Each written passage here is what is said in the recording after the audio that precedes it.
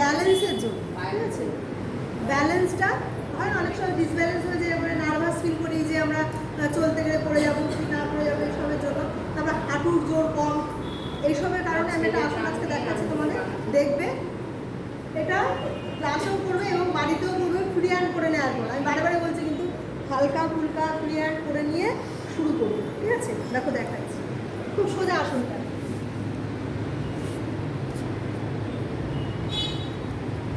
দেখতেও সুন্দর আর এনার্জি দেবে খুব ভালো, কিচ্ছু না তাতে।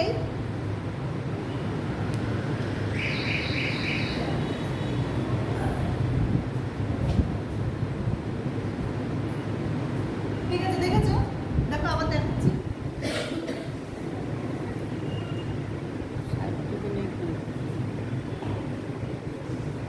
ঠিক আছে,